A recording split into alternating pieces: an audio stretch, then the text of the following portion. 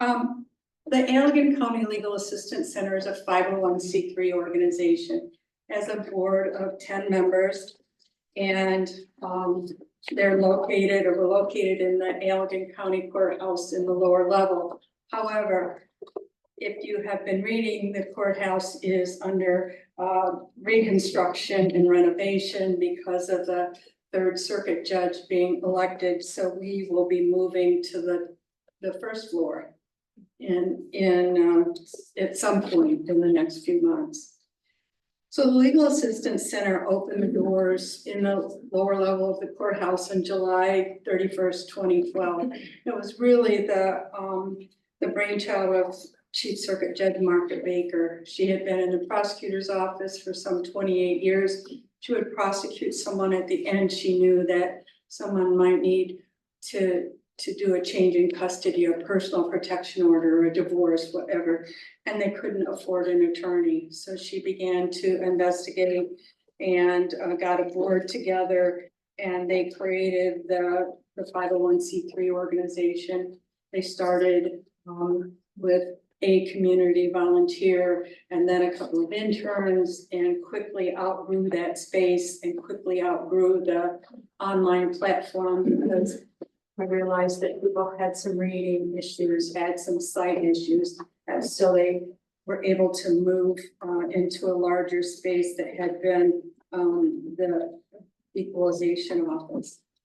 So since that day in 2012, assisted 32,000 Allegan County residents and persons who have cases in Allegan County Court. All of the services are free. We know at the end of every day that the people who assist people who come in make a difference in their lives. Whether it's a police officer at 3 o'clock in the morning, or Sheriff Baker would say, they know the person needs a personal protection order. They know they can give them this card and they can come in the morning and we can assist. So it's a very hands-on experience. I'm a paralegal. The other director has spent years in the law office, and we have 3 other part-time persons who are trained in civil court procedures. So our goal is to be able to spend time that might not be able to be spent other places in the courthouse.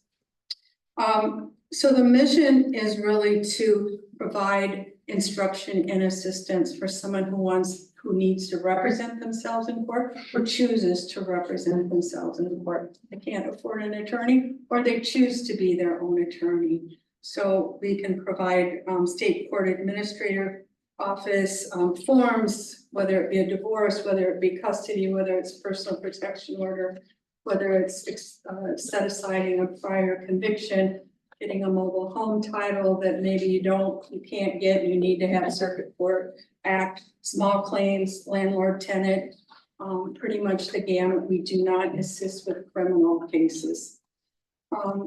So one of the things that we always make sure of is that the person who comes in for assistance leaves with a resource. If we're not able to help them, we're going to find a resource for them and often make a call to sort of pave the way so the person has that resource.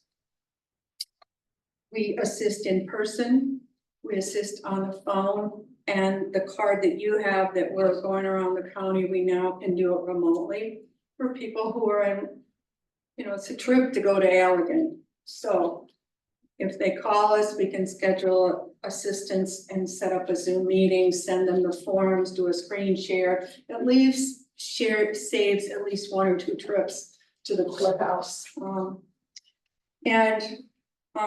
We this year expect that we're going to serve about 3,500 persons.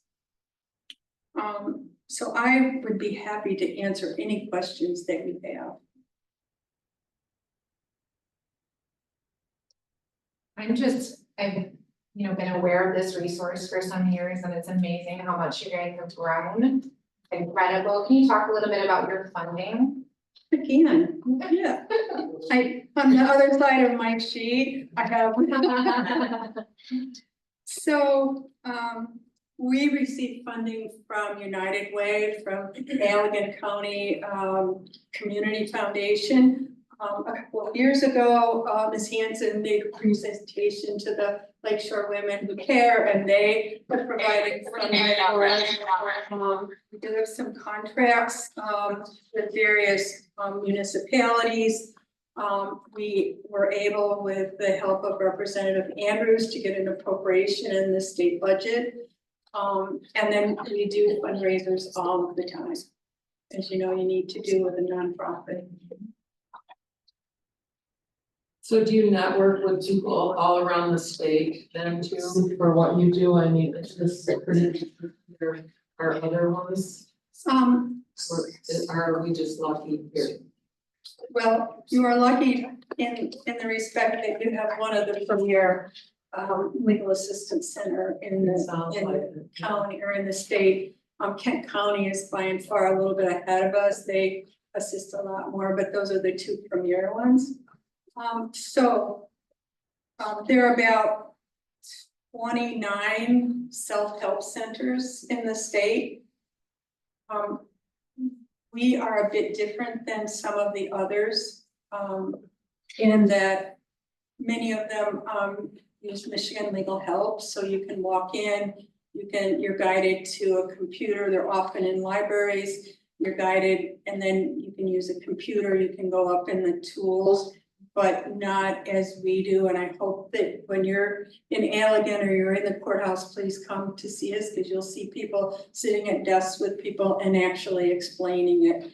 And so we have files of state court administrative forms where we can print out, we can, help them with that. So that's the difference, but there's all over the state. I think Van Buren just got some funding so that they have some kiosks in their libraries, but it is a bit different. And that we're pretty personal with ours. Amazing. Please come to see us. Yeah, it is. So we always had a couple of interns. The organization started with a community volunteer and then an intern, and then that grew. We have 5, as I said, part-time paid staff now, but we always want to plant seeds. And so we get students who are headed to law school, maybe students that are studying to be paralegals will come for a semester or two, so that that also helps us a lot.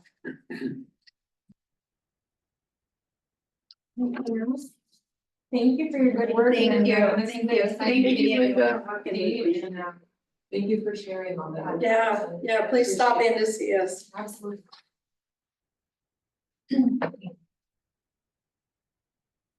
Right, our second presentation is the Lake Shore.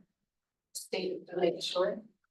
We're just gonna need a few moments. We're having a little technical difficulties. There was something wrong with the Zoom link, so we're just updating it now. We're sending out a new link so people can access the meeting if they haven't. Okay. And then when Morgan does that, then she's my technology guru. No rush. What? She is.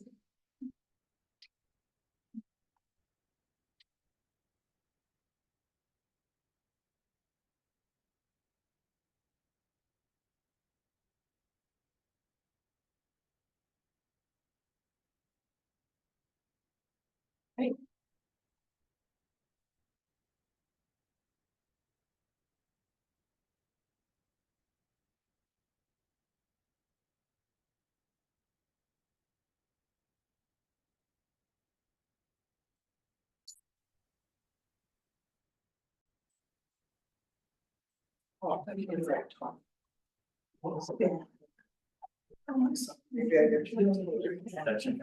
Yes, I'm sorry.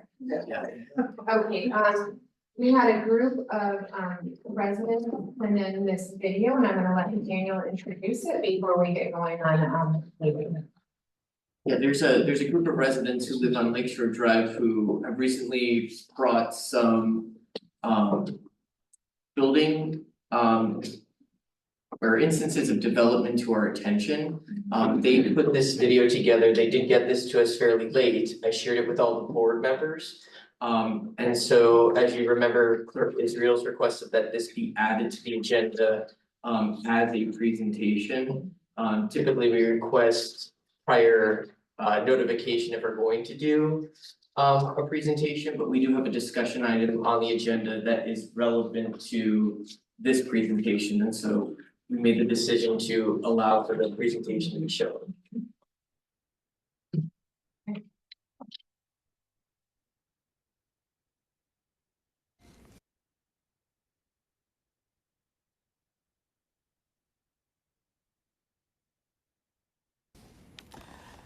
Good evening, and thank you for allowing us to present this since we could not make this meeting. My name is Lynn Kirkcaldy, 2402 Lakeshore Drive, and Doug and Char Manning, 2566 Lakeshore Drive.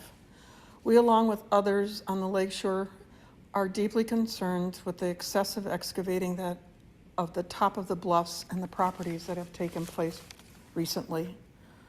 Personally, the property to the north was purchased by Cottage Homes in 2014, splitting the property into 3 separate lots, where initially they clear-cut over 20 mature oaks and other trees, then excavated 10 feet deep by 100 feet wide by 100 feet to the bluff. They used that sand to create a roadway and then asphalted to cabana at the beach level. Of course, erosion occurred immediately, and within a year, it rendered useless for a golf cart and eventually for a pathway, which eventually ended up in the high waters of 2019.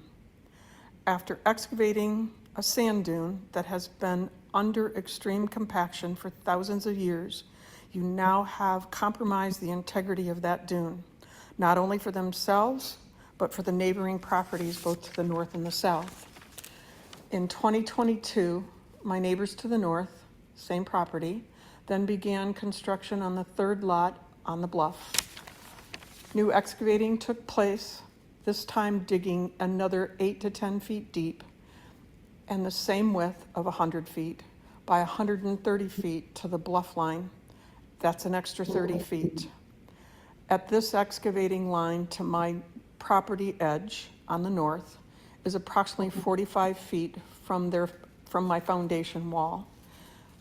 Having serious concerns of the long-term integrity of my home's foundation, I called Soils and Structures, who had recently done 100-foot deep soil boring for us. I gave him the info above and my concerns.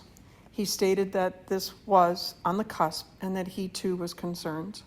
He suggested placing a stake and measuring out the distance, and at a yearly or bi-yearly basis, measuring to keep an eye on it. My neighbor and I spoke, and he said that I had nothing to worry about until I happened to mention that I had spoken to Soils and Structures and gave him their recommendations. He then installed a larger amount of hardscape, but no stake was ever placed for measuring. On this north embankment and hardscape project is a very large mature oak tree. Long-term, trees die, bluff and sand dunes move, and I'm still concerned.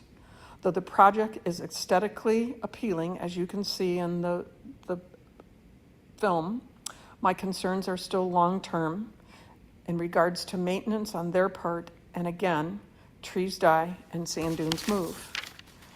Erosion is our enemy on the lakeshore, not just from the lake, but topside man-made structures and such, as roof lines, driveways, clear-cutting trees, setbacks, topside bluff cutting, and for walkouts, walkways to the beach, any type of cutout.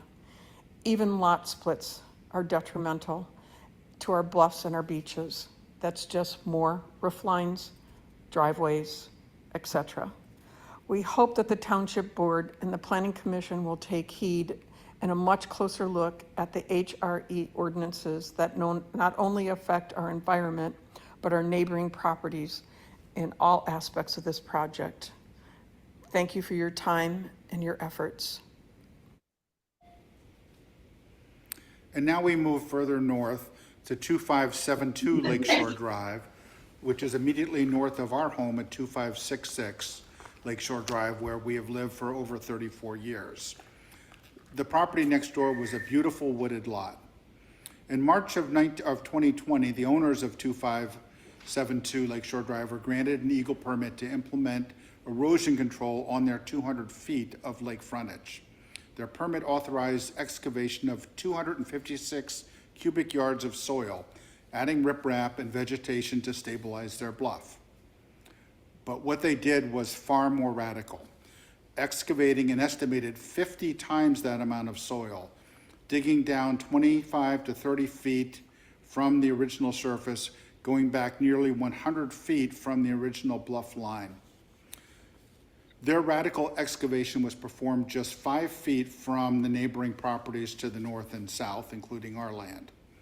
The excavation created very steep slopes on the sides with a pitch greater than 2 to 1 that does not allow for really adequate vegetation to propagate. The result has been significant erosion on the new banks that now threaten neighboring properties. Eagle has now issued a violation notice demanding the owners, quote, restore the eroded areas to their original grade and plant seed or other vegetation to, quote, prevent additional erosion, unquote. But the neighbors have yet to comply with the violation order. We believe there is an important lesson that we can learn from our experience that can prevent similar devastation and damages elsewhere in the township in the future. Much of Saugatuck Township is in the high-risk erosion area, though. Unlike the critical dunes area, Eagle's regulations don't require permits and set restrictions for much of the work being undertaken along the lakeshore. It is left up to local communities like Saugatuck Township to develop and enforce ordinances. Eagle does also not have the adequate resources to monitor and enforce compliance for the permits it does issue.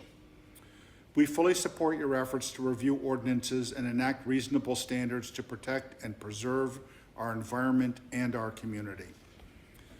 As we understand it, there currently is no setback requirement for this type of excavation, no township limits on excessive terrain alterations, soil removal, or pitch of slope. In our case, the neighbor's application for the Eagle Bluff permit specifically stated it would not impact the neighboring properties. While their excavation removed a significant amount of soil that goes all the way up to 5 feet from our property line with a very steep slope that has already caused significant erosion, threatening our property. Our neighbors are now in the process of seeking a township building permit to build a third home immediately adjacent to our property. We would request, in addition to meeting all of the other township ordinances, that no permit be granted until all the terms of the Eagle violation order have been fully resolved and complied with. And we believe the township should implement a temporary moratorium on all building permits in high-risk erosion areas until an appropriate new ordinances are enacted by your body. We all thank you for your service and attention to these important issues.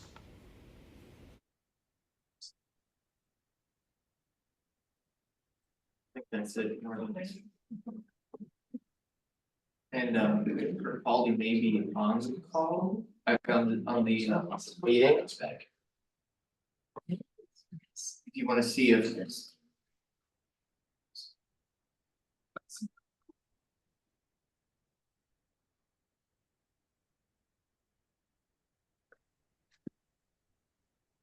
I don't know. Anyone does good. No, they didn't, I didn't do anything.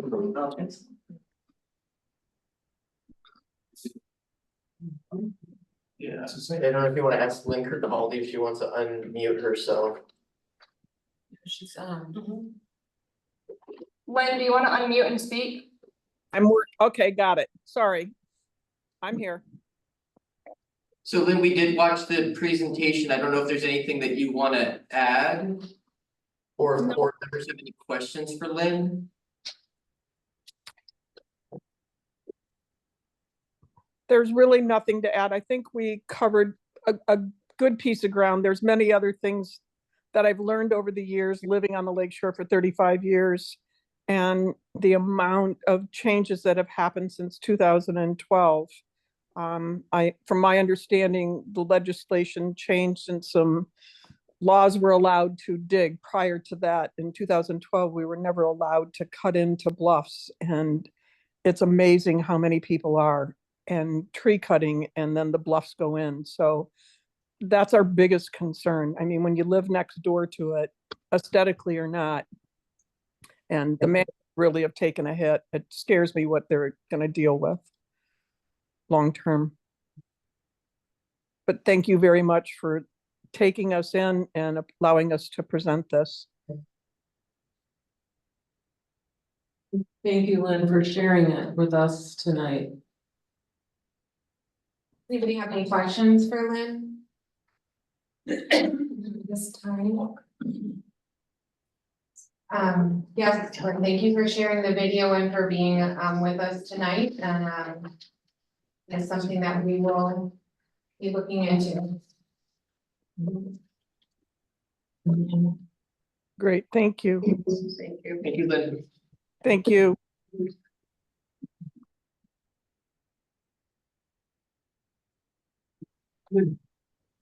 So that brings us to item number 7 now.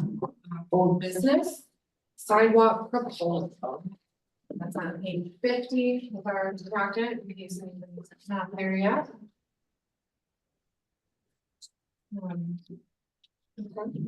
Dr. Morgan. I didn't know. No. This is a subject we've talked about, in, prior meetings, and we had directed our manager to give us some more information on what it would, take to get a sidewalk added to the drain project, and I'm gonna let you talk about it, and I understand, Tyler was. Tyler Denord with us tonight, so he can answer any kind of technical questions, but yeah, just provide a little more context. So we started looking into this project in conjunction with the establishment of the Blue Star Drain along Blue Star Highway. This has been a few years in the making that we found out that the drainage ditches along Blue Star from approximately Old Allegan Road north to about 134th are all defunct MDOT ditches and have not been maintained since the 1970s. And nobody claims them or claims ownership over them. The road commission won't maintain them, the drain office won't maintain them. So we went through the formal process of requesting that the drain office formally establish a Blue Star Drain District, which we did go through the formal process, and they did establish the Blue Star Drain District. And we're looking at those drains actually being cleared out, and having positive flow sometime in the fall. As we were looking into that, we are also simultaneously looking into transitioning Blue Star Highway away from more of a highway, more towards a main street, neighborhood kind of feeling street. And we requested if the drain office could look into potentially enclosing those drains. So we don't have 5-foot open ditches. They're closed ditches. It gives some opportunity for landscaping, just kind of beautifies the street. And at the same time, Pride Newhoff recommended that we look into, if we ever wanted to place sidewalk, that we do a preliminary layout of a sidewalk so that any infrastructure related to the drain that's being installed does not conflict with the path of a future sidewalk. So we have now an estimate for enclosing those drains and extending a sidewalk from Old Allegan Road on the east side of the road, Old Allegan Road north approximately 4,100 feet to 134th Avenue. Also including a mid-block crosswalk and a crosswalk at North Street. So this estimate for all that work and the engineering work would come to approximately $1,050,000. So that is for your consideration, and we would be partnering or pairing this project with the construction of the drain. So everything would happen at the same time, and the project would be overseen by the drain office's engineering contractor.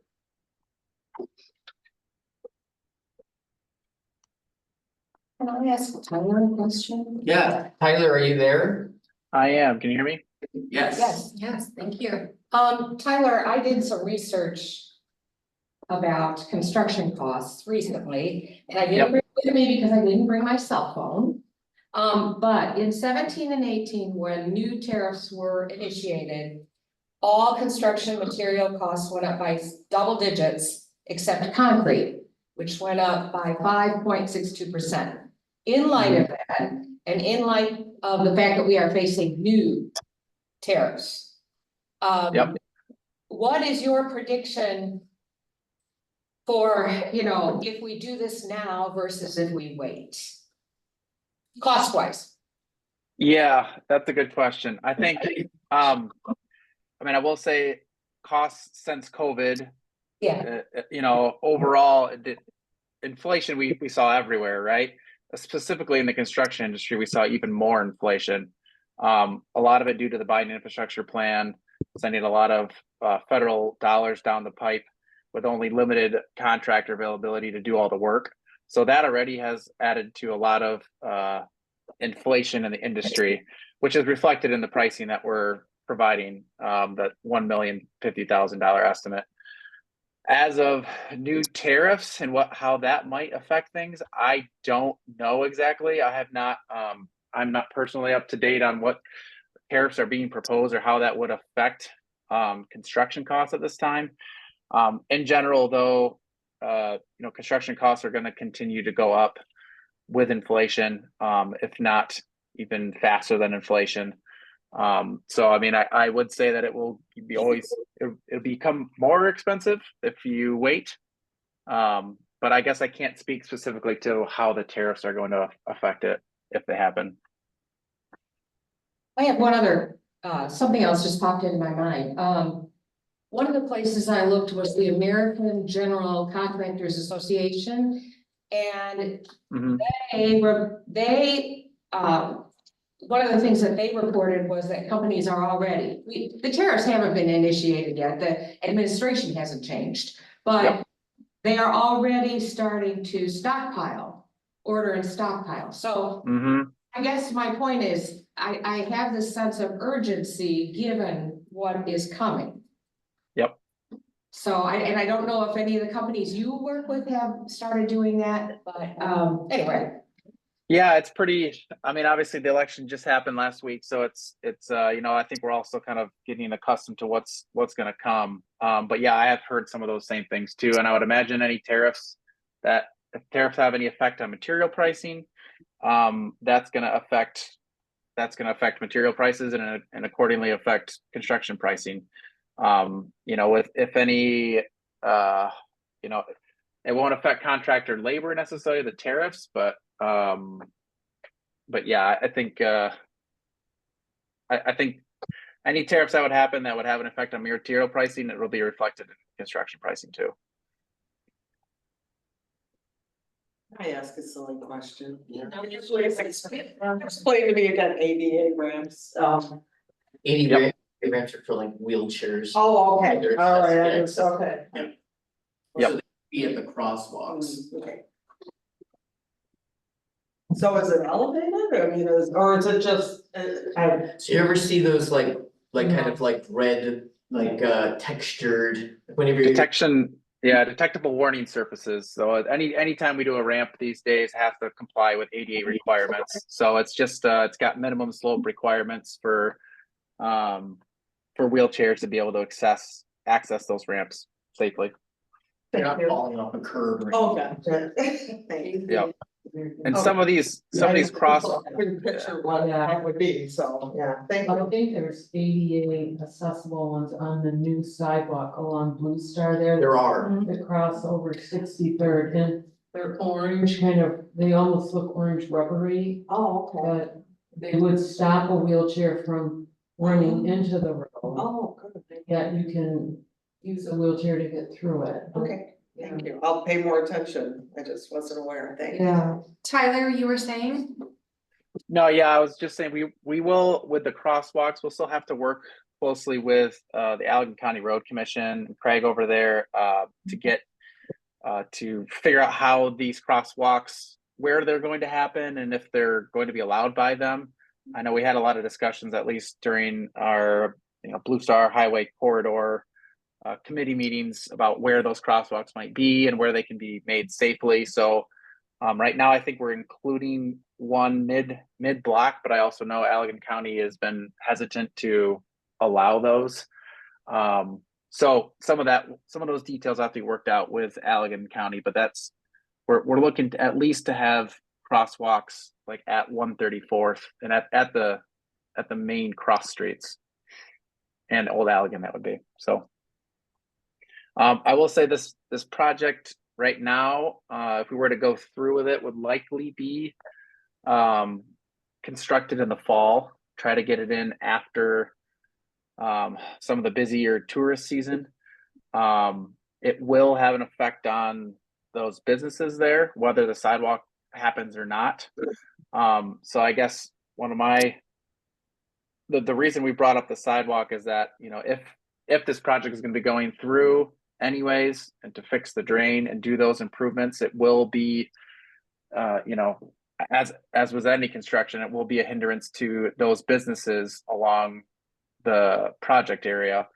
So in order to minimize the amount of pain they have to feel, that's why we talked about getting the sidewalk done at the same time if it was ever a desire for the township, rather than having to come back in and having to close the road again in the near future. So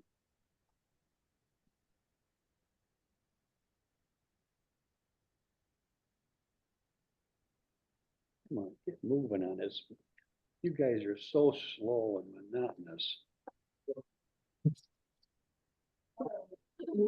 I don't know.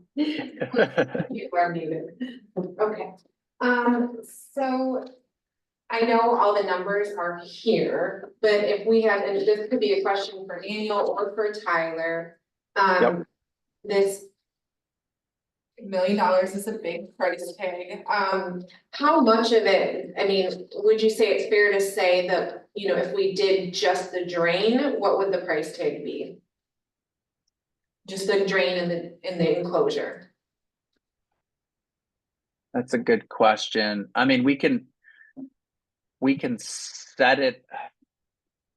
Yeah, we could set it up and grade it such that sidewalk could be done in the future. I mean, I'd just shooting from the hip, maybe half of it would be just in the sidewalk itself and the removals, restoration, things like that. Basically, what needs to happen is we have to enclose additional drain and hard pipe it in order to set it up for sidewalk in the future, and install catch basins along that, at nearby each driveway, basically. So it could be all graded except for the sidewalk. The sidewalk itself is only $164,000 plus engineering, so call it $200,000. But the rest of it's all just setting it up for sidewalk. But again, my worry with that is we can certainly do it that way and save money now. It would just require more construction later on and getting back into that area. I guess the benefit to doing it all at once would just be that we're in and out and get it all done, and you get the economy of scale of having a larger project. So you're going to get a little bit better bid pricing, that type of thing. Hope that answers your question. Yes, thank you. Yeah. I would think the businesses along the road would much prefer to have it done at once too. I would imagine so, but it is, I mean, it can be quite disruptive, and we're gonna be working on a traffic management plan, but it is possible that there are periods of time where we do have a road closure. And Tyler, I don't know if you wanna talk more to that. Yeah, I mean, the plan right now would be to have a full closure, to be able to do the work on both sides of Blue Star Highway there. And that we would make it so that there would still be access for the businesses, but there would be no through traffic going through. So that would be kind of the baseline. We can look into possibilities. If there is a possibility to get like one lane of traffic going through either northbound or southbound, something like that, but that's gonna have to be in conjunction with working with the road commission and kind of seeing how the plans develop and what needs to get done construction wise to see if that's feasible or not. But as a baseline, I would assume that there's going to be a full closure there during some of this work.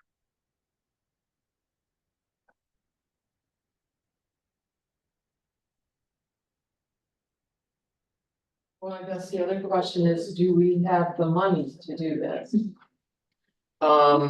We bring in approximately, we brought in just under $1 million this year in the road fund. Okay. We are pretty aggressive about maintaining our roads. Our roads are in pretty good condition. We list the Pacer ratings online. So we're not in a situation where we have tons and tons of roads that require reconstruction. Right now, we're essentially, we have one road that at some point is going to require reconstruction, 63rd Street south of the river. It's not a very high traffic road. And so it's one of those roads that doesn't require reconstruction immediately. And most of the other projects that we're working on are really maintenance to extend the life of the road and avoid the reconstruction. So the roads are in pretty good condition at this point. And we don't foresee for our roads, a big project that would appear. I think that we always knew that Riverside Drive and Dugout Road were on the horizon for an improvement. It was just kind of a matter of what the strategy was and when we would do it, but we did have, concerns about the narrow width of the road and the condition and the ability to get emergency, personnel down that road. But we're addressing that improvement this year. So the project that we're talking about now would be for next fiscal year. Mm-hmm. And I think Go ahead. I was gonna say, I think the fund balance is in a pretty good spot right now. Like Daniel said, I think the big projects that are kind of hanging out there are the Riverside Dugout project, which is for discussion purposes around $300,000. That's going to be coming out of the road fund. There is the possibility that the trail on the south side, Blue Star Highway Trail, may cost the township up to $600,000, but it depends on grants is the way I understand it, and whether or not the township receives the grants they're looking for. Other than that, there's another project out there near close to Saugatuck that is a water project that might have some road cost to it as well. Right now, that's looking like the township's share of that might be closer to $500,000. So those are kind of the big things out there. And my understanding of the road fund is a little over 3.2 million. Is that right? That's correct. A little under. A little under 3.2 million.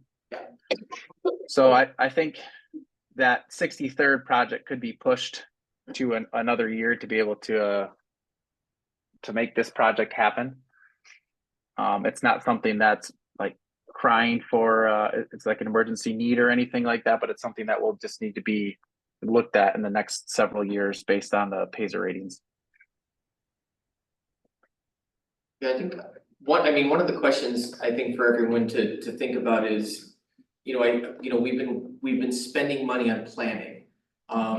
Next December, you'll have the completed Blue Star Highway Corridor Safety Plan coming to you.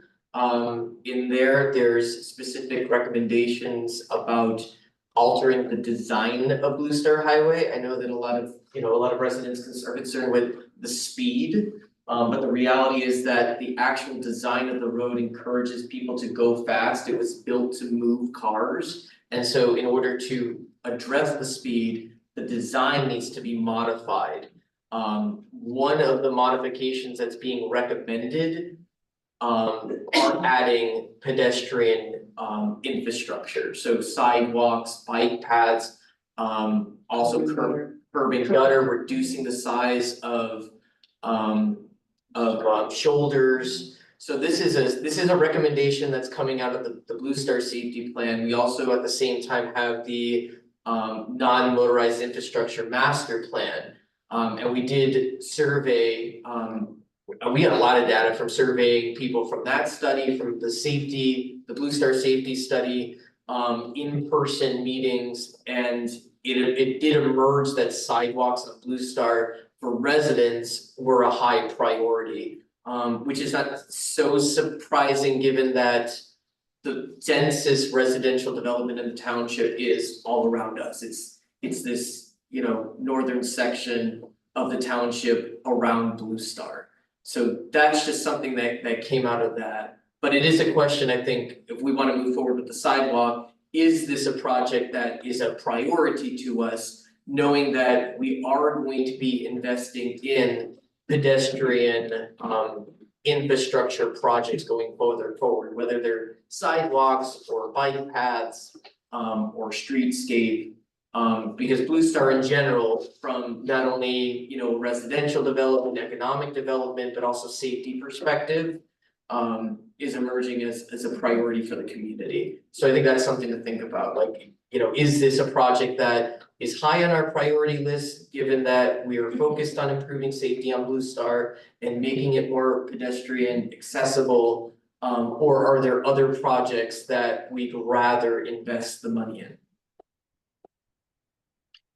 Does this need to be decided right now, or? I think that if we wanted to, that we could table or postpone it.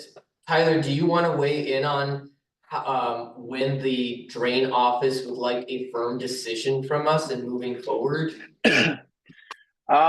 Yeah, I would say we could postpone it another month.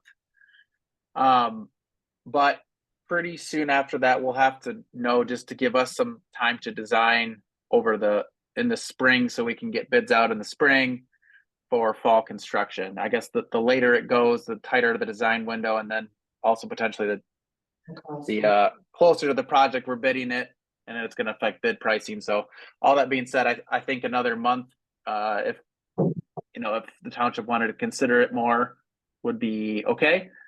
I've got to talk to Lucas about that to verify, but I'm pretty sure that we could wait another month, but much past that would be a little bit tough.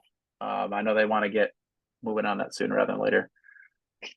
The only reason I question that is, cause Clerk Osmond is so knowledgeable about these things. I just wondered if she had any input and talked to her about it, or? I don't know if I talked to her, but I imagine we have talked about the sidewalk. I don't recall any specifics. No red flags or anything she came up with, or concerns, or? I mean, the project in general, I think, is definitely moving us in the direction that we want to go.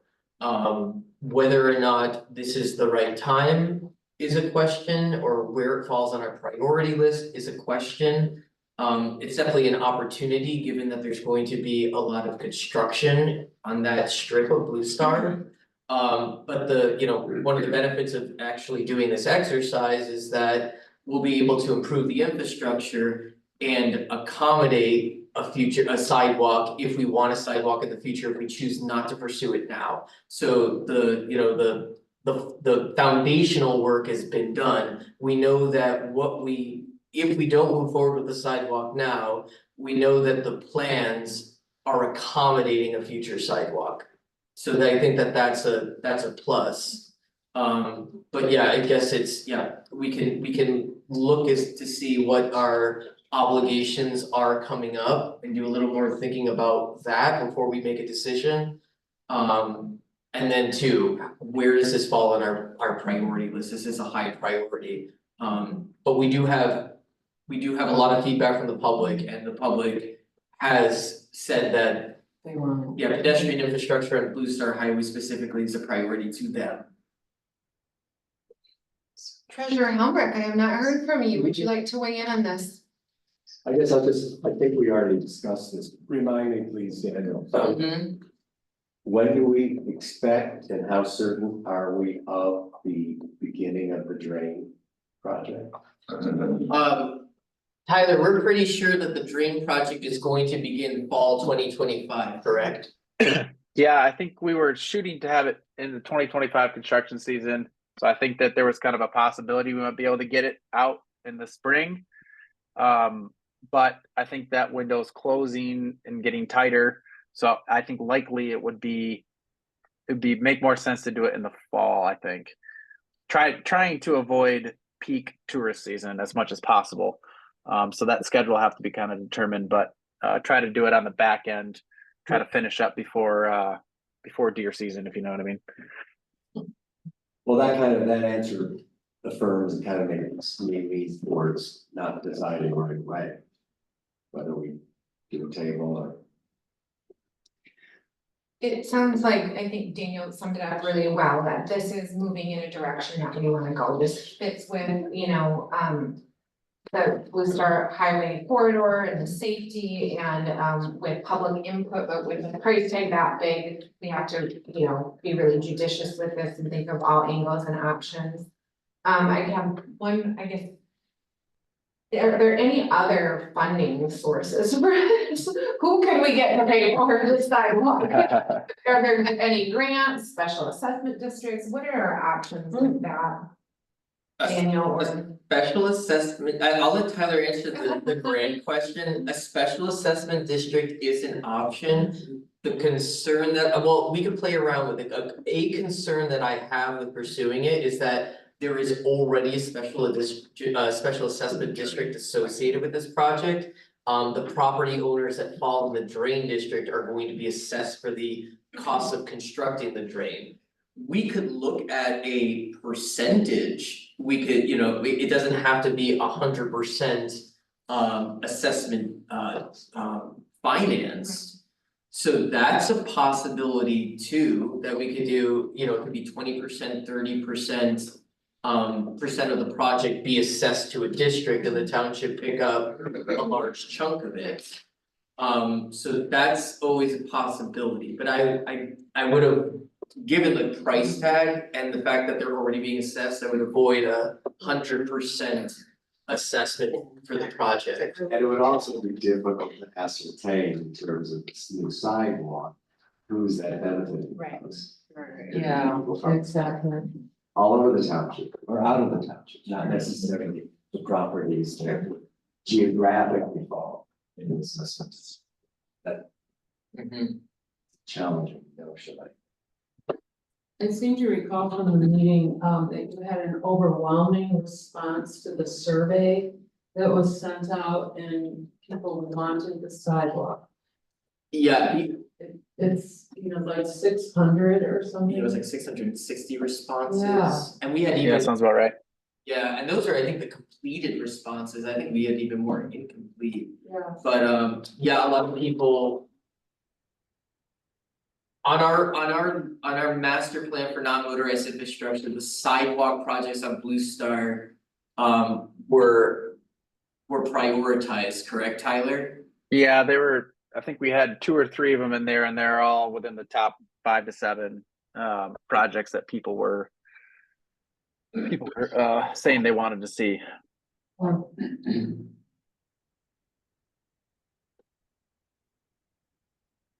Tyler, are there any grant opportunities for this kind of project?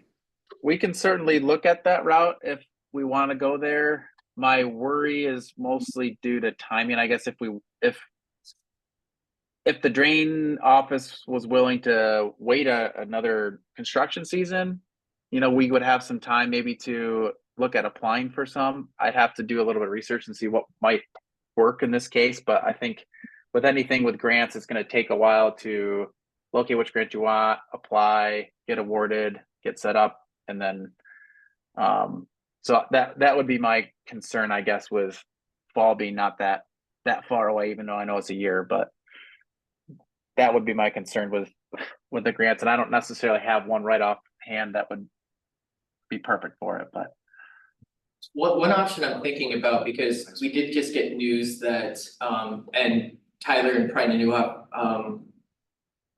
assisted us with applying and putting this grant application together, but the township did apply to the Safe Streets for All program, which is a federal program, and we were awarded $140,000 to do a safe street plan for all of the township.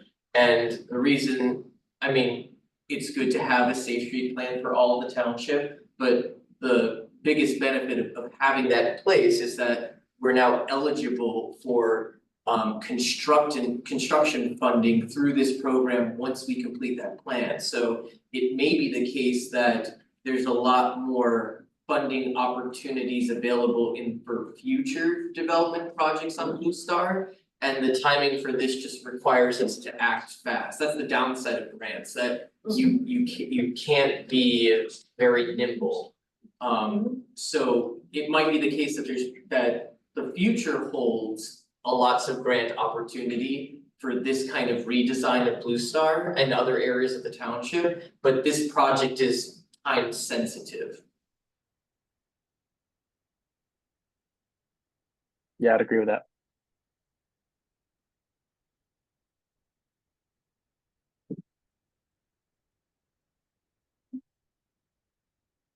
What do you recommend or don't? I don't know if that's appropriate. Is that-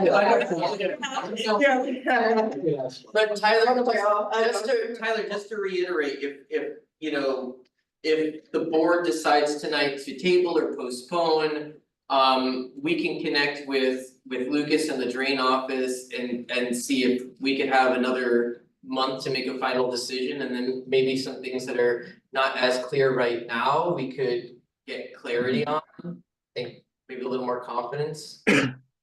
Yeah, I think, like I said, I think we want to get started sooner rather than later, but I think if, you know, in order to get clarity and make a solid decision, we need to wait a month. I think that the drain office and Lucas would be okay with that.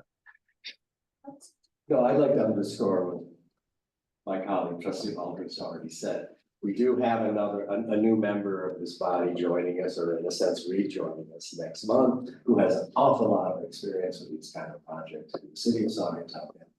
She's done in the township. I think it would behoove us to at least wait till next month.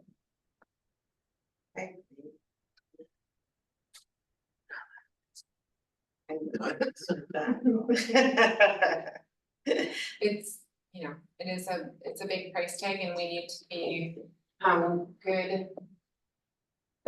We need to guard that purse and make good decisions and thoughtful decisions, and this is something that we wanna do, absolutely, but might also be nice to have an airport or something, or whatever. You know, these are all things that we want, but we have to be really thoughtful and sometimes hit the brakes a little bit and think it all the way through and how it fits with everything else going on, so.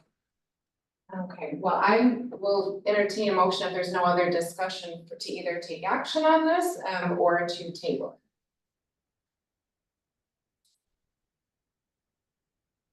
I guess I will move to table this particular item on the Blue Star Highway sidewalk.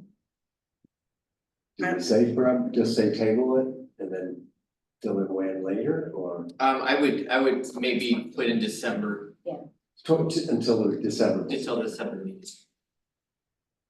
I would second that. it. Motion and support. Further discussion? None, all in favor? Aye. Opposed? Okay. Bring it to new business. I understand President Aldrich's appointment to the fire board is expiring. And that's on page 53. So we need to discuss that.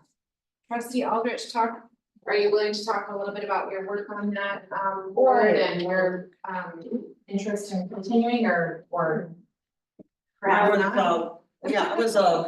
I'm appointed onto the fire board and when we ran in 2016, so it's been 6 years and it's been a learning process. There's a lot to know about being on that board, and I feel I have a nice rapport with the staff there and the other board members, and I enjoy working on it and would really like to continue if you see fit.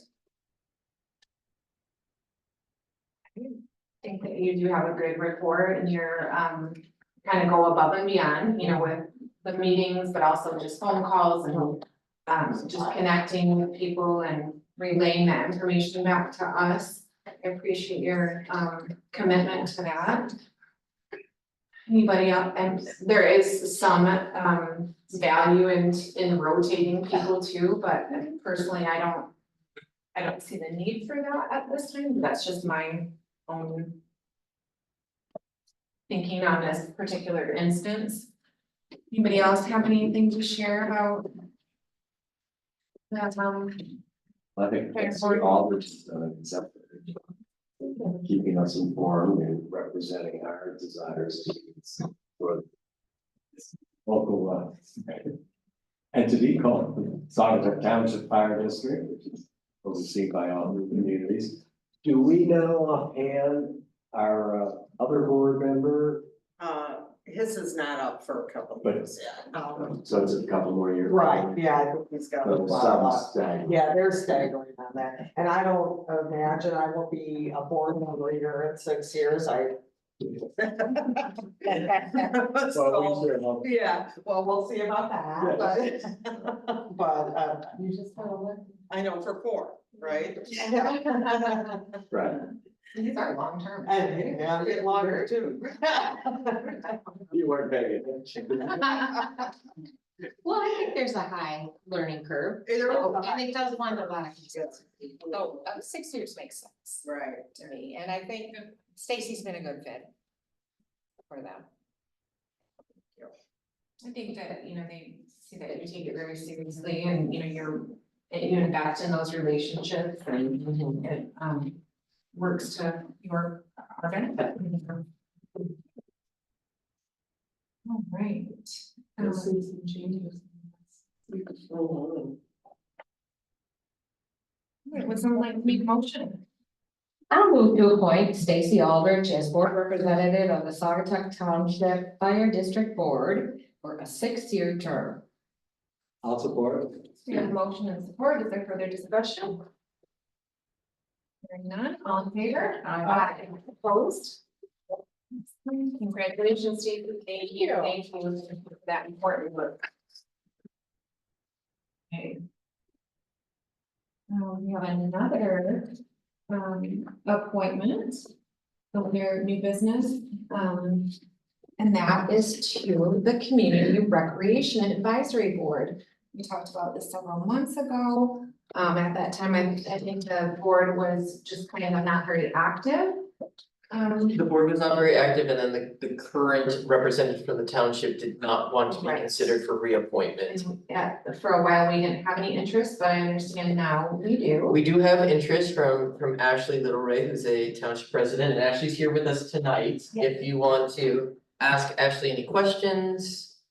But Ashley came to the Parks Commission meeting last week, had a lot of great things to say. When we were looking at Pine Trail, she had reached out to me and was very interested in helping in any way she could. So I think it's great to see Ashley's energy, and then as well as connecting the dots between recreation and then what our Parks Commission does.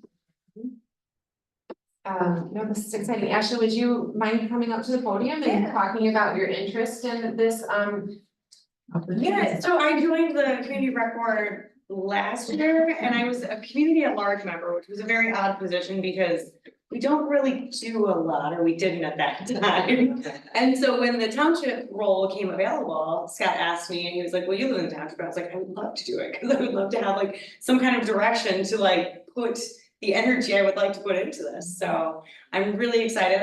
He was nervous about asking me to go to meetings and I was like, I'm very excited to go to meetings.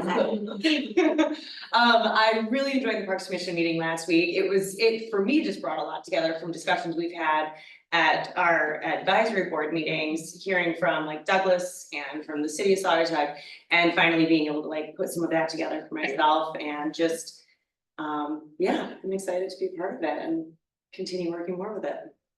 Do you guys have any questions for Ashley? Do you mind just giving us a quick biography? Sure, We don't I have- grew we up- don't have any paperwork in front of us. I grew up in Saugatuck. I graduated in 2001 and then went to Hope, spent 10 years in Chicago and moved back in 2020. And now I have a 7.5-year-old, so he's in community rec sports now. And I coach sports, so.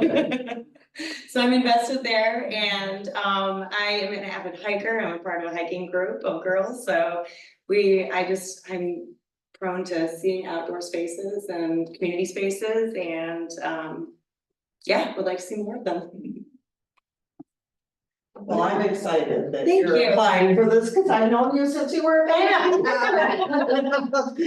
I love to get, you know, people that have grown in this area from the very beginning, involved, and you're young and Yeah, and you'll move into this area. Exactly, yeah, it's even been fun just working with Scott on the advisory board because he came into his position the year after I graduated.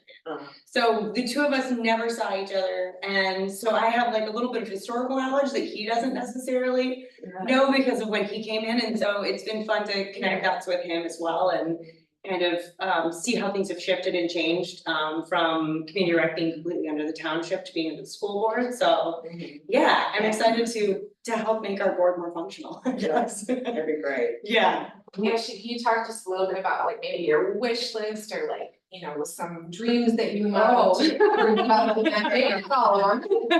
Maybe just.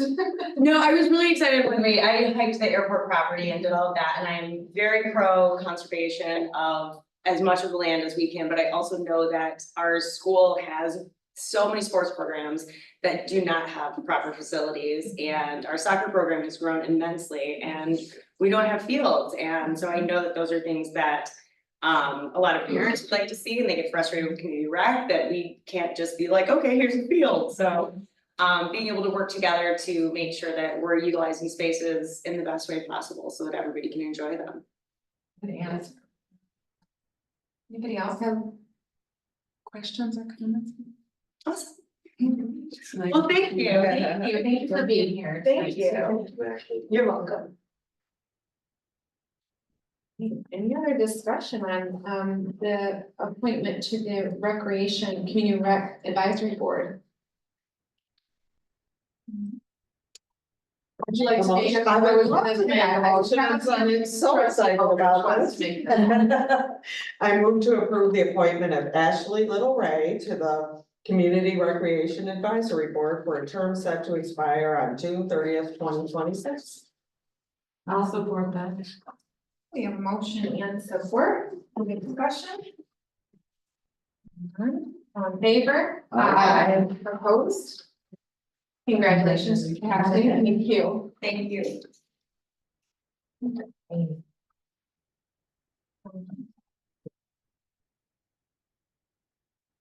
Do we not, let's see.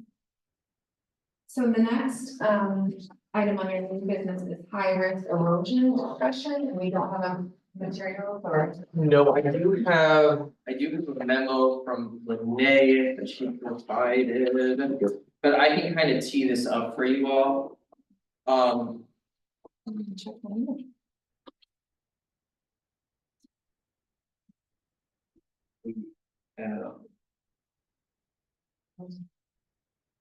So if you want to pass them along.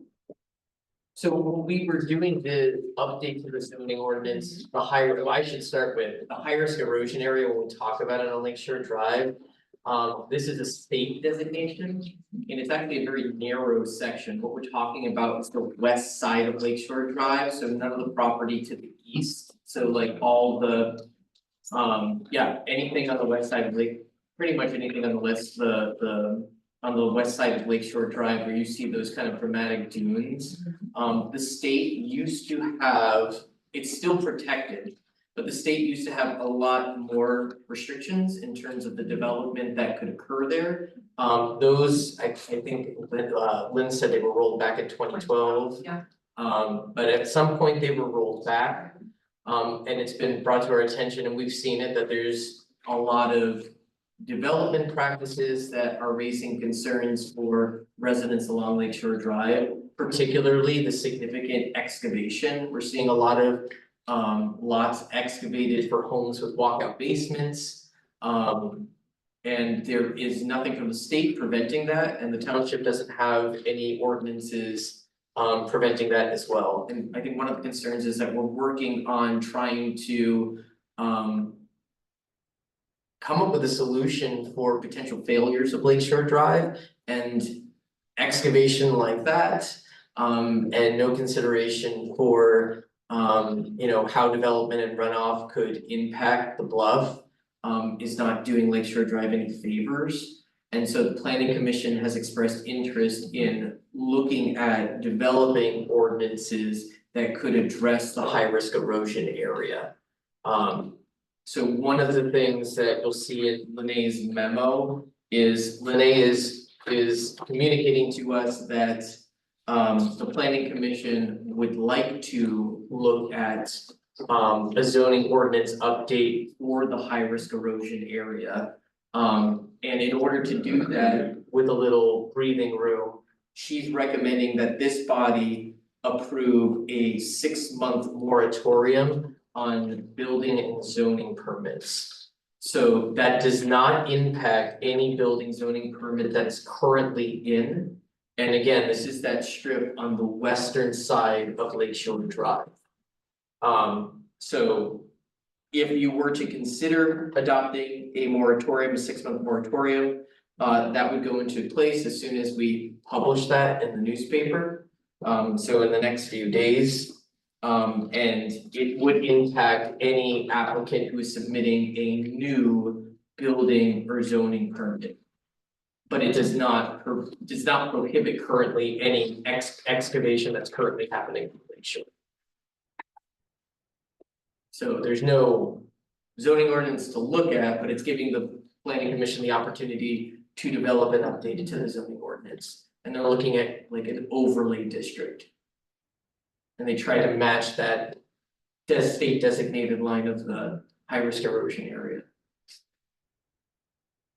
Which isn't unusual for us because we've done it in the past. We do have multiple overlay districts. Yes, and we've done a moratorium Oh, yeah, when needed. Yeah. that one actually got extended. Yes. As part of the zoning review, or Yes. this review. Mhm. Lene did bring this up also, it's on my report for planning, she brought this up kind of just as a discussion. It wasn't a discussion. She was proposing that she would draft some language for the planning.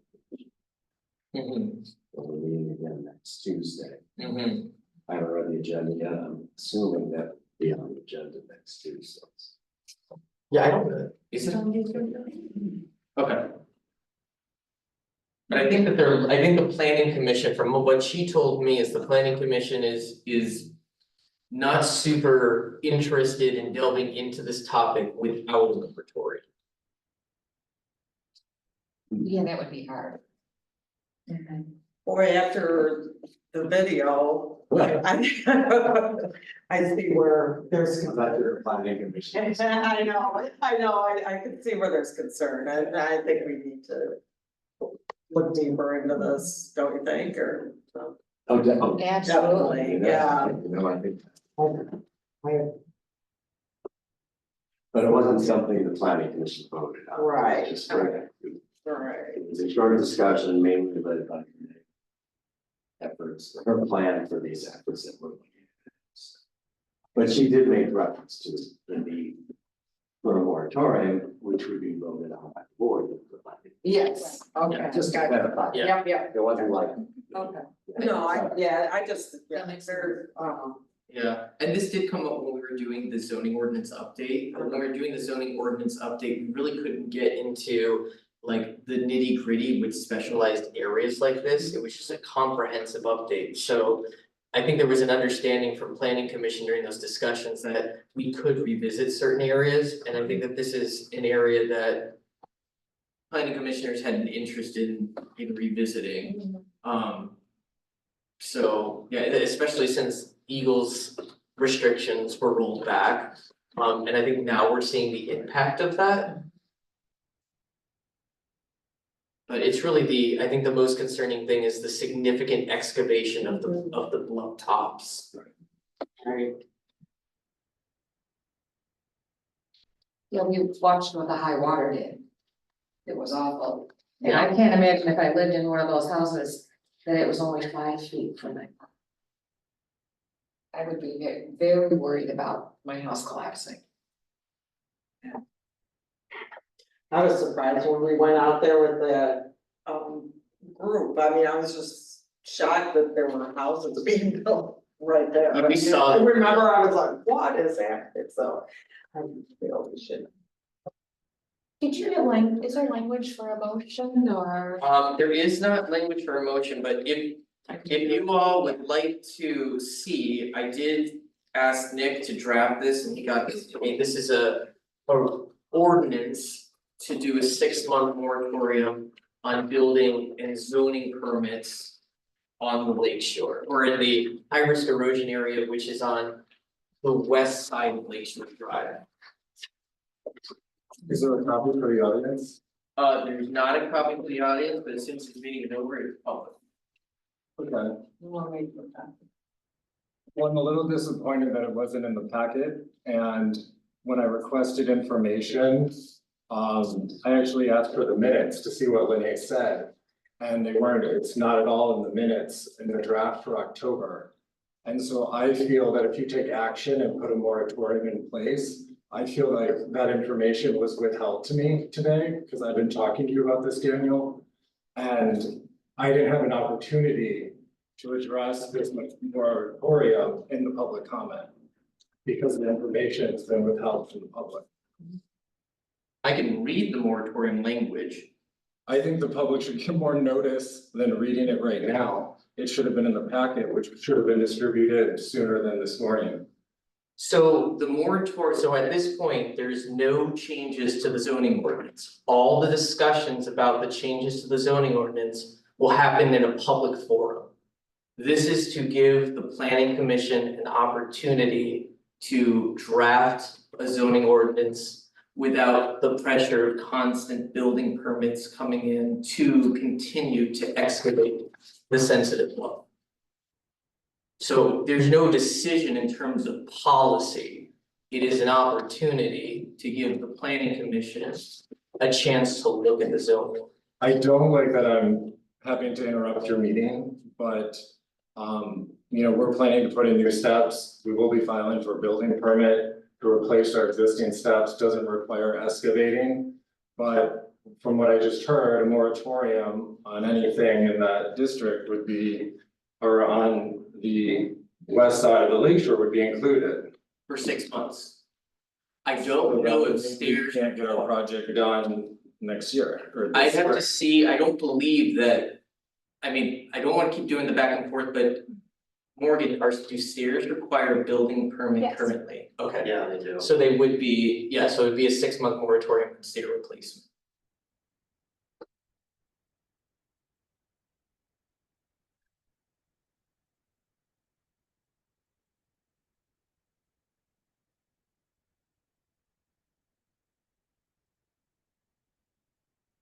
Now, the planning commission could finish this sooner than 6 months.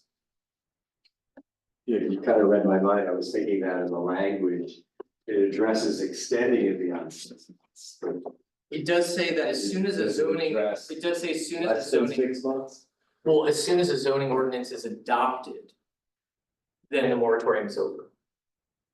But if it's longer than 6 months, unless this board approves to extend the moratorium is over. So you would have to, Regardless of planning commissions. yes, you would have to take action to extend the moratorium beyond 6 months.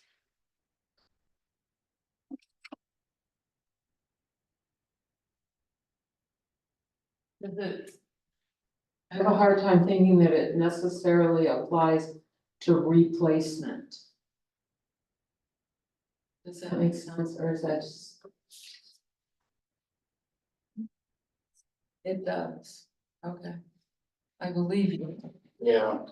It would, anything that requires a building or zoning permit would apply to it.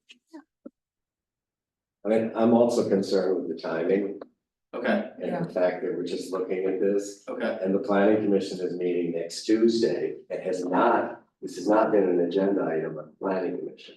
okay. It was brought up as a discussion by Ms. Wells. And I think that is Needs to be important to explored. consider, right? Further. As dramatic as the videos are, I agree. I agree. and I think there is a need, but I don't think the process Okay. has played out in the right order. May I say something? It's a big.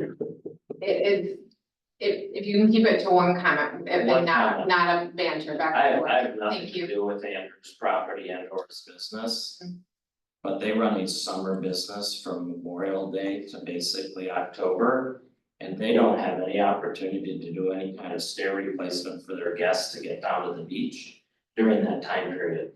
You lock this up for 6 months, he can't start it until May.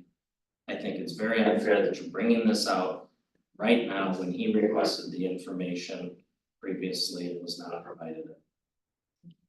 One comment. Thank you. I would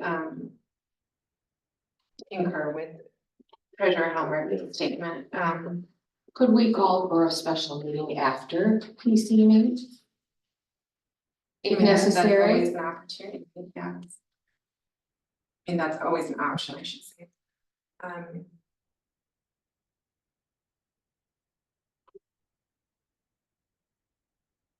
Well, if there's anything else that people want to discuss, go ahead. It was on the agenda as a discussion item.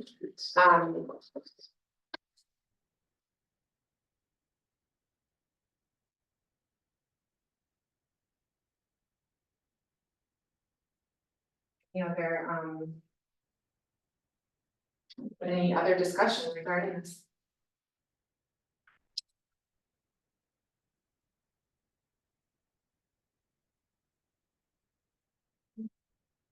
Move on to, item number 3 under new business, Forest Creek Water Main Roof. Designated discussions. Item. Go ahead and kick off this discussion, please, Daniel. Yes, so we have a new development coming in on Blue Star Highway. It's 3 residential, single family homes. And they are extending the water main from Blue Star Highway. Their property does not go all the way to a neighboring water main, which is currently a dead end. And so there is an opportunity for the township to partner with this particular development and extend the water main beyond the developer's property across another private property owner's property and loop the water main. We've already talked to the other property owner and he is willing to grant an easement for us to do it. But the developer wants confirmation from this body that we would be willing to pay the cost of looping the water main. Typically, when it's a developer, we ask the developer to pay to loop the water. This is a different situation because the developer does not own the land where the opportunity for looping the water main exists. And so in order to do that, the township has to facilitate the process. If we don't go with this, then we have 2 dead-end water mains, which is not great for a water system. So it's a great opportunity to partner with a developer who is already putting in a water main and to complete the extension and loop it. We've discussed this many times, but just for review, what are the benefits of looping a water main? Water pressure for fire suppression, also safe drinking water. If you have a dead end main, there's a lot of opportunity for bacteria to build up. For general kind of like gunk in the system to build up. So it's not recommended that you have a dead end main. We do have dead end mains in the township, and I think we're making a concerted effort to solve that issue. I know from being on the fire board that anytime we can loop, they were really encouraging us to pursue that.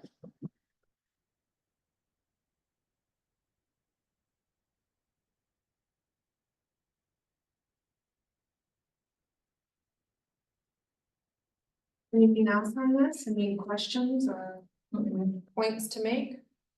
All right, I would, oh, this is. I don't see a discussion. motion. Yeah. No, it's not. Yeah, there's It's no, a- there's. Oh, that's an error. Okay. Oh, This is a promotion. is I there? don't see that. I don't. Oh, I I guess, no, actually, no, it is a discussion, so I mean, I mean, you could make a motion, I don't have an agreement here for you, it's essentially to let me know that you're giving a green light to move forward, otherwise. We're kind of stringing along the developer for no reason, we want, we wanna let him know, yes, this is something that, knowing the cost, that this is something that. We would like to move forward with the developer. Okay, so we have consensus that we want to go ahead and move forward with this. No, We appreciate that we have an instance to do it. Yes. That's wonderful. So I'll develop an agreement with the developer, between the developer and the township, and then I will bring it back to you all. Thank you. And I apologize, I was looking ahead to make sure I had solutions. Well, can I get, that's what I was looking at too. Okay, so now we are on to Lake Shore Drive Resolution 2024-29. This is kind of just a box to check to get things going, but go ahead, Daniel, and give us the details on this. Yes, we are working with the Allegheny County Road Commission. They are going to be the applicant, but they are applying to a RAISE grant, which is rebuilding American infrastructure, sustainably and equitably. It's a big grant, it's a federal grant, most times it's large cities that apply for tens of millions of dollars. We're applying for a grant to construct the new Lakeshore Drive that would be connected at Wiley and 126th. In order to do that, the minimum classification of the new road has to be major collector. The current Lakeshore Drive is classified as a major collector as well. We would be a rural major collector. A collector is essentially connecting minor or major roads. It isn't the highest classification, so it's lower than an arterial. But there is some, kind of room for increased capacity if need be. So the lowest speed limit is 35 miles per hour, the highest speed is 55 miles per hour. I think we've made it very clear to the road commission, we passed a resolution, this body, and sent it to the road commission, telling them that we would like to see a neighborhood scaled road. So we'll continue to communicate that to the road commission, that we would like to see a road designed to 35 miles an hour. They ultimately make that decision, but I think the more input that they get, the better. But it would be to designate that we're in support of the project and that the classification of the road would be major collector. It's probably something that the road commission would do anyway, but it's essential that we pass this in a resolution in order to qualify for that grant.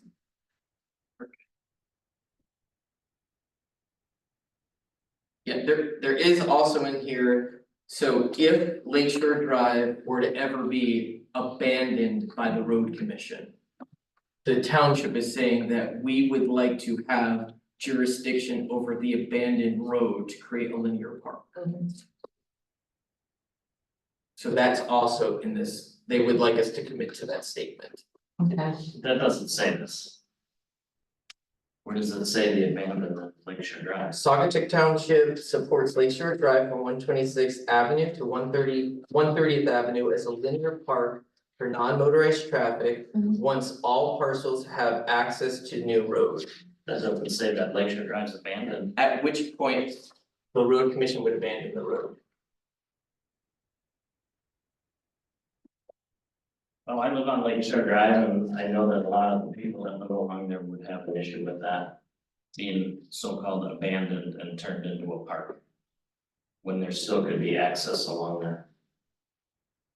So I don't like the language of this. I think we need a call to order. Please save your comments for the.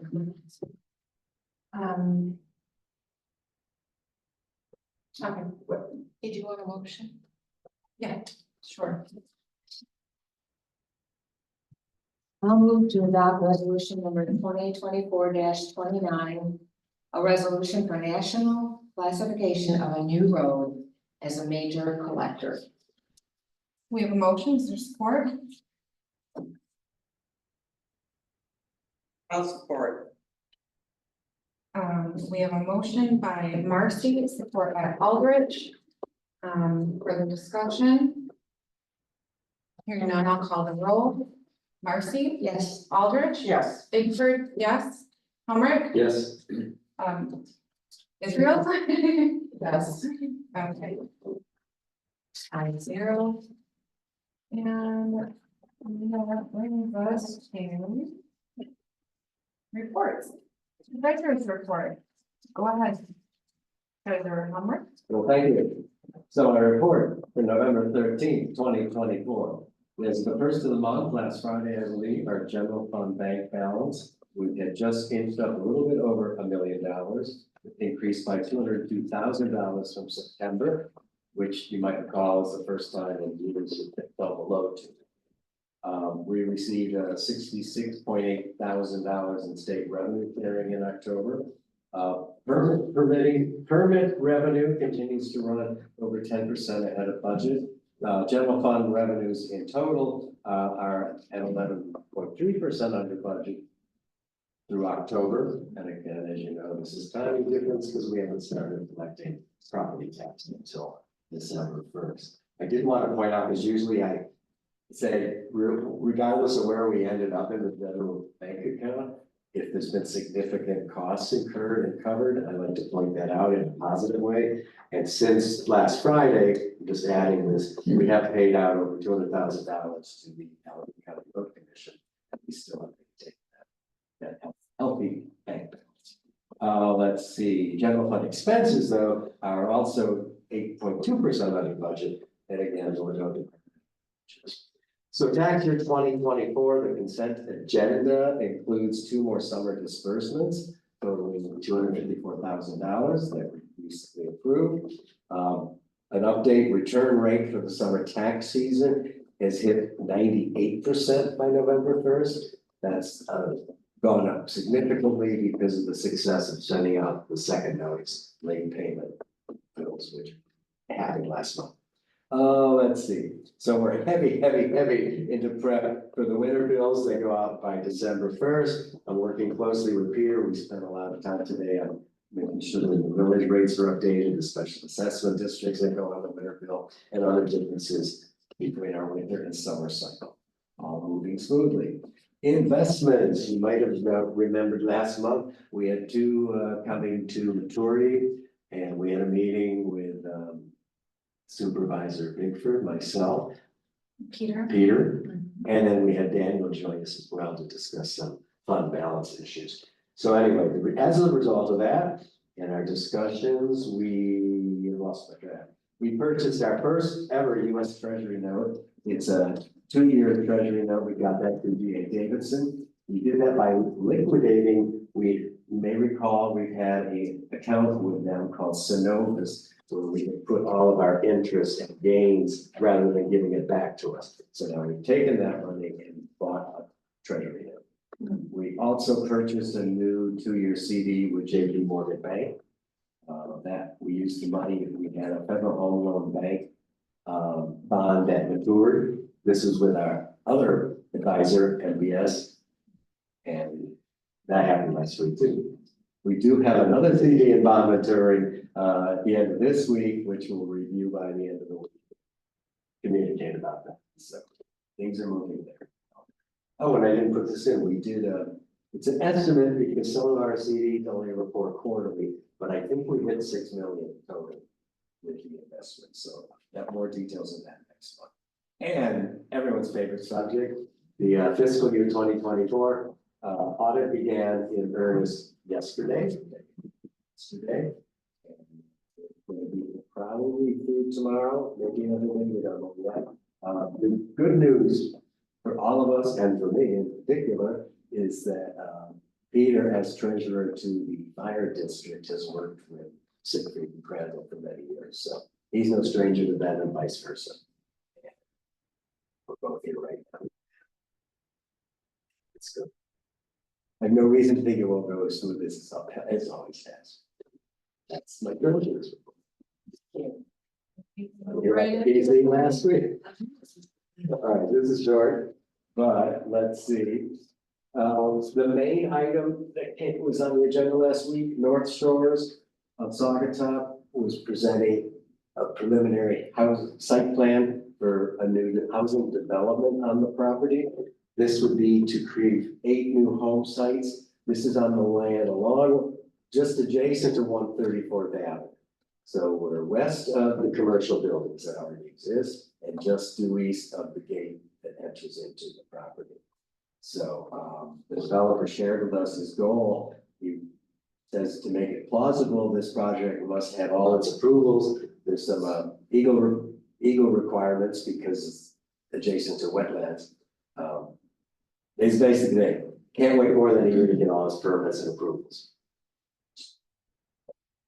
And discuss if these are going to be called, the term he's using called barndominiums for the actual structures.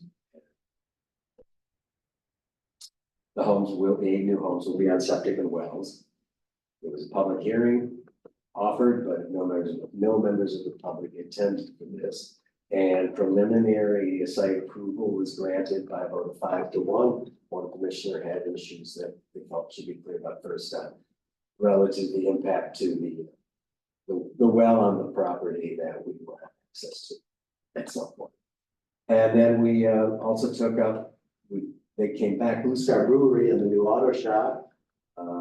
Planning Commissioner Chair Eiley recused himself. So this is the project where Eiley's auto is right now and in the land behind there. So the new plan, which we felt was much improved, now includes an access drive to 135th Avenue, which has been a big concern for us, that not just be an access egress or ingress and egress off of Blue Star. So that was nice, and revised shared parking plan. So this go around planning commission approved 5 to 0. High erosion risk area. I don't think I have anything more to add because this came up today. Planner Wells introduced the idea of a need to craft new zoning language for area along Lakeshore Drive for further consideration by the planning commission and potentially this board as well. It just came up. We talked a lot about it tonight. And our next meeting of the planning commission is next Tuesday. So there'll probably be more to share with you about that after next Tuesday. Thank you, John. Yeah, thank you. Managers report. So we finished a really big project. That was our complete distribution system material inventory. So we inventoried 20% of all unverified service lines in the township to determine the material that we were made of. Put together that report. We sent it all along to Eagle, so it's a big check for us. And we also submitted an intent to apply for a low interest loan to replace all lead service lines in the township. So we're going to we still have some addresses to verify. So our grantor Eagle allows us to verify an additional 70 lines of suspected lead lines. We're about, I think we've verified 35 of those, so we have another 35 to go. And then we can hopefully in July apply for that low interest loan and plan out when we're going to replace all the lead service lines in the township. So I know this project probably first came to under Griffin. So it's a long time coming, but now we're doing like the down and dirty work of it. So that was really The good. video was great. Oh, thank you. Yeah. Really. Yeah, it was helpful to get that information out there because people want to know why you're coming in their house to check their line, but yeah, it's important. For safety. We held our public presentation for the Blue Star Corridor Safety Plan on October 23rd. That was really well attended. We will have a plan for this board to adopt a final plan in December. And then we can put it on the website for everybody to see. Let's see. So we are finalizing our multi-year road maintenance and non-motorized infrastructure plan. I think this is kind of a big deal because we've never had a non-motorized infrastructure plan that's been part of our road plan. So now we can really think about now we know where we want public infrastructure, pedestrian infrastructure. And we can really see the opportunities for pairing public infrastructure improvements on the roads with pedestrian infrastructure. So maximizing tax dollars that are coming in. So I think that's a real plus. I don't think of some other, I guess the real highlight, I think, of the month was the November election. I'll let Becky talk more about it, but it was really, really successful. We had over 80% voter turnout, 442 people in person on election day, 827 people early voting, 1,433 absentee ballots. It was a lot of work, and Clerk Israels and Deputy Clerk Babinski did a fabulous job managing so many people, keeping a lot of people happy and confident that their vote was going to be counted. So that's been a long project for us. So very happy that went off so successfully. I'm trying to think what else I could highlight here.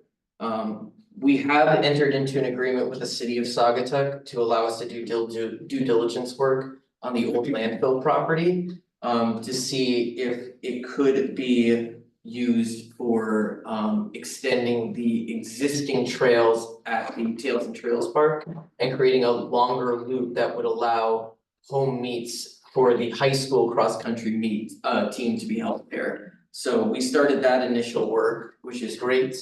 Parks Commission did approve to move into the construction document phase for Sundown Park. That's that small 9,000 square foot park on Lakeshore Drive. So we'll be working on taking that kind of master plan concept into construction documents and then figuring out where we want to go from there, but potentially implementing that design as early as fall 2025. The Parks Commission also approved an engineering proposal to improve the entry drive and parking area and drainage at Tails and Trails Park, which is our most popular park. Which is also great if we ever hold meets there. There's a nice, clean, level place for people to park. And let's see. We did apply for NOAA's Great Lakes Fish Habitat Restoration Partnership Grant Program. That's another big grant, that's a federal grant. So we applied for $250,000 to support park improvements at River Bluff Park.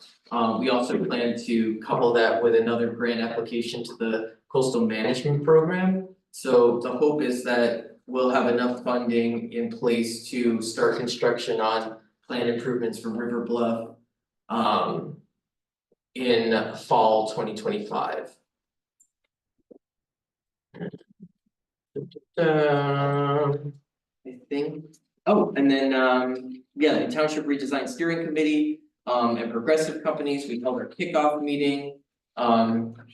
So we're hoping that the schedule is essentially we complete the design for the outside of the building and the site by the end of January. We put the project out to bid in March, and then construction can start as early as mid-July. So that's moving along. What's the highlights? Thank you. Let's kick off with open board report with a report from Clerk Israels. Okay, thank you for letting me do this election. I mean, it was awesome. Lori and I were just thrilled afterwards. It was a ton of work. We went from, the first 9-day voting cycle to having about 8 to 10 people in a day to now having about 110, 120. So it was a constant amount of people every day. And I just want to share with you a couple of the comments we heard from people. Daniel gave great statistics. Over 80% of our community voted. That's to me just amazing. And to know that 463 ballots 1,463 ballots were mailed out and 1,433 came back. Wow. Is just amazing. Now, so 4 that didn't come back still have come back. They were overseas ballots, but that's a great percentage. It's almost 98%. So we were thrilled. We really worked with our staff this year and we wanted it to be more than just an office business as usual. Hi, come on in, vote, do this, do that. And so we talked to them about the language they use with the community and how to look for things other than in assistance and try to guess what people are thinking and needing. And I think that the comments we kept hearing were so good. So I just want to share a couple with you. One gentleman stood by the door and then I watched the worker in the front say, "Oh, you're done. Are you waiting for anyone else?" And he said, "No." And she said, "Then I'll open the door for you again and I'll help you out to your car." And I thought it was amazing. And he was like, "Thank you so much." Well, she had helped him in the door too. One person mentioned that the person at the table was attentive to their needs and removed the cat from their pen for them because they were aware that she could not and offered to do it without help. One person said 2 people helped me because I couldn't see and they could tell that I was struggling. Well, it was Lori and someone else who helped her. And they so appreciated the instruction because they couldn't use the bat either. But they got to vote and that gentleman said it was the first time he had voted in 15 years. Wow. We kept hearing people say they appreciated the instructions because the ballot was a little complicated and the older you get, the more complicated it seems. So they really appreciated the time with the instructions and the time they could take. We had 13 areas for people to vote. So there was always a constant turnover. Many people came in and said they hadn't voted for over 10 years. And they're doing it now because of the 9-day. And it was wonderful not to have a line down the street. We had people here before 7 a.m., but we let them be in the lobby part because the weather wasn't very nice. We did have a challenger and the challenger was very respectful of our process. She did give me a list of names that were in question that she was given by the state of Michigan, but she said, "You're not obligated to look these names up, of course," but she said there were about 28 names on the list and I did look them up. And only 2 of the people had received mail-in ballots. The rest of the people were already taken off the QVF. So that was really nice and because they had moved. And so that's kind of why they were kind of dinged for a challenge. She said that we had a well-oiled machine, as she called it. And she was very respectful of what we did. And when she left for half of the day, she said, "I'm not sure really why I'm even here. You don't need to have me here, but I will be back tonight." And she came in and we did with her a bit because she changed her shirt and so did Daniel when he came back. So we had a little fun with her, but she was great. So all in all, I would say we had the best team of people and none of us could have done it alone. We all did it together. I was really grateful for that, and Lori and I did not really have any errors. The Board of Commissions, so far, our report is very good. And they didn't have any issues with anything, the election commissioners, I'm sorry. So we just feel really good about it. They balanced perfectly with 1,433 ballots against. So it was nice. Lori did. She was awesome, but every person that worked was awesome. I just want to say thank you. We have a good community.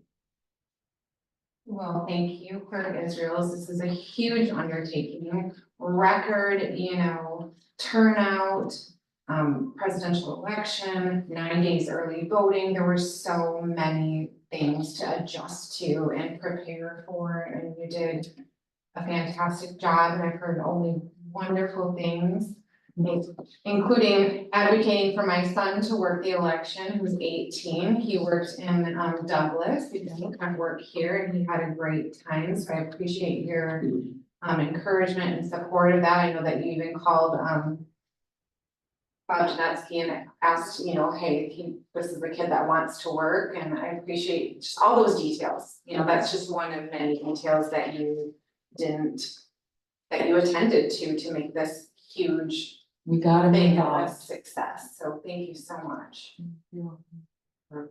Very proud of your work. All right, did you have anything else for open board report, Becky? No, we just completed thank you letters today, so I think I'm pretty much wrapped up in a lot of emotions. Feels kind of good. And I think we're gonna work on the transition. Yes. You didn't really talk Oh, about that. yeah, we, so the transition has to occur between November 20th and January 1, 2025. And so I will be assisting Clerk Israels and Clerk-elect Osmond in the transition. And yeah, I'm sure we'll say more about it later, but it's bittersweet to see you move on, but on such a high note, right? Like, I mean, go Always out good to leave. at the very top. And I'll always help Cindy with whatever she needs. I think she knows. And I'm happy to do that in all of these, so that's good. All right. Stacy, do you have anything to report on? Yes, and thank you for your professionalism and your positivity and everything you've offered us, and I mean, I'm sure we're gonna talk more about that, but the election I heard was fabulous, and you did a great job. Wanted to say that. I wanted to tell you, last month, they came and wanted to form a committee for dealing with the wildlife problem, particularly deer. And there's a tri-community board that was formed, and we had our first meeting last night, and the Saugatuck Township residents involved are Tony Shippa, Beth Ramson, myself. City of Saugatuck was represented with Scott Dean, Dave Ingensiak, and Keith Walker. And Douglas members are Neil Siebert, Tammy Cunyon, and Timothy Smith. This is gonna be a real formal board for a 2-year period. I kind of was wondering if it was more casual, but it's gonna be a monthly meeting, first month, Wednesday of the month is when they will be. We had a lot of people, probably about 7, I think that's a lot, came in and voiced pro and con about the deer, you know, like some people really enjoy them and want to relocate if have possibility and offered money to do that. So people are very passionate about this. So I gather we are gonna make meetings with the DNR and really think very hard on how to solve this problem. And nothing is going to be done this year. So we're looking at spring or fall for a solution to our deer population problem. But I'm excited to work on this, and I think it's gonna be a good group of people, and it definitely needs to happen, so just wanted to let you know that. Thank you for taking the time. Yeah, but I'm glad you enjoyed it. It really is interesting. I think I'm gonna really get a lot out of it. And even though I didn't really want to be on another board, it's one that I think I will help the community a lot. So proud to be on it. Thank you. Thank you. We're happy to have you in that spot. Is there a number? I was just gonna also offer congratulations to Clerk Israels for an amazing election. Although I'd be remiss without saying, gee, you talked about you had the best team ever, and the four of us couldn't even work the election. But for a good reason, and congratulations to my other colleagues for, we all got reelected, which is why we were on the ballot, so we couldn't work the election. But I'm looking forward to working future ones, but I'll talk about that with Cindy, so but thank you for everything. Okay. Thank you. Marcy. I would just say thank you as well, Becky, because I know there were so many changes at the last minute coming down from the powers that be, which sounds like a nightmare. So thank you for getting me through it calmly, peacefully. Thank you, really professional. We loved it. There is like, yeah, this like, we survived a war together. Yeah. That's That's what it felt like. energy. Like, And Morgan was so Right. helpful too, but yeah, just to say, every single day, we made more progressive improvements in how we looked. And, you know, just in the setup and then the last day with Daniel, he's like, oh, I think we could move this wall over 6 inches and we can, and it was great. Everybody contributed. I won't, I'm done now. Yeah. Well done, okay. All right, public comment. Oh, what? Yes, I got to everybody, right? Yes. Yeah. Go ahead. Oh, I'm sorry, yeah.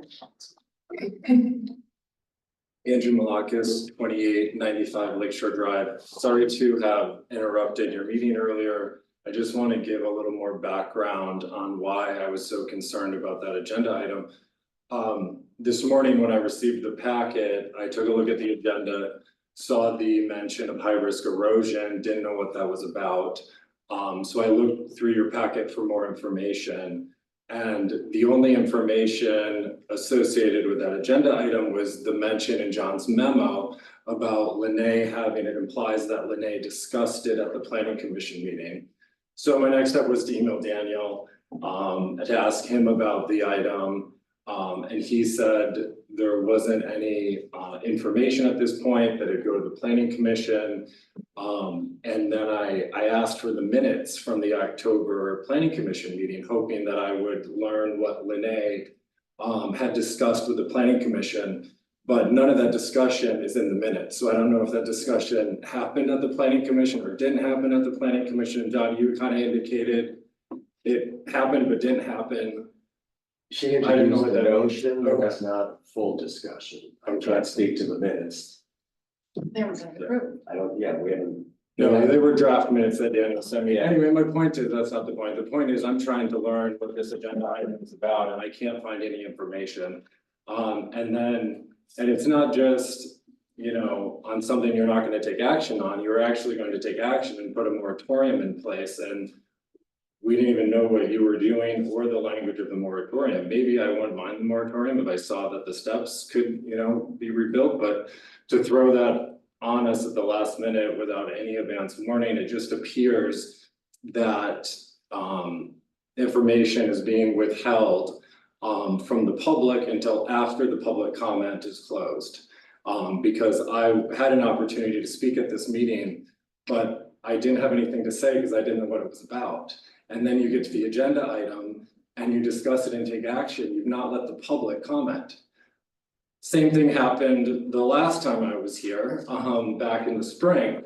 The meeting I was at, you were approving the zoning amendment changes. And my dad and I had attended, you know, a number of meetings, raised questions about the R4 changes. Went back and forth making our issue very clear, was never discussed at the meeting, was omitted from the discussion documents. One minute. Okay, thank you. The point is, Lene gave her presentation. We had an opportunity to give public comment. She knew all of our issues and our issue was the way she was calculating density, doesn't mention it. We speak, comes back. She then talks about our issue in detail and shows, does the math wrong in your meeting. But we didn't have an opportunity to say, hey, look, her math is wrong because the public comment was closed. had she done that sooner, we could have known what she was doing and where the miscommunication was and where her error was. So we could say something, but that was withheld until after the public comment was closed and we could not tell you. And so this is something that's been repeating itself, and I hope that it doesn't continue.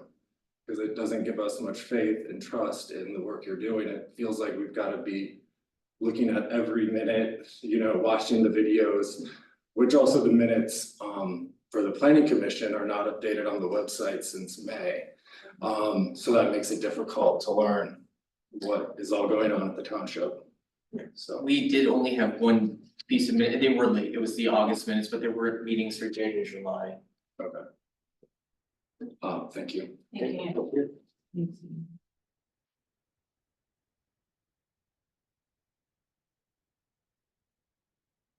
Hi, everybody. I'm William Loftley. I'm off Lakeshore Drive between Wiley and the washout on Wynwood Lane. Been there for 57 years out of my 60. So I've been on the Lakeshore a while. I'm also president of the Douglas Lakeshore Association and representing about 175 members that live in Douglas, Saugatuck, and mostly on the Lakeshore. Kudos to Rebecca Israels on the election. Well done. I was one of those 1,400 or whatever people who came in early. So that's good there. I'll just echo what Andrew said. I became aware of it about noon today. And that's why I'm here. So I'm just gonna echo what he said. I agree with what he said, and we need to have that transparency and trust that we can have here. As far as your resolution that you put through on the new road, I'd just like to make a public comment that you did leave out the fact that the road needed to be abandoned before you create the linear park in there. I don't think that's correct. You have a description and a discussion point, but you left that out. You read out of your resolution that you enacted. So if you're gonna have a discussion point and you're gonna have that in there and make a resolution, you need to put all of it in the resolution. So I'd just like to make that publicly known. Thank you for your work. Appreciate it. Thank you. We still have anybody with us online? We do. Is there anybody that's joining us via Zoom that would like to make a public comment? If so, unmute yourself, make yourself known.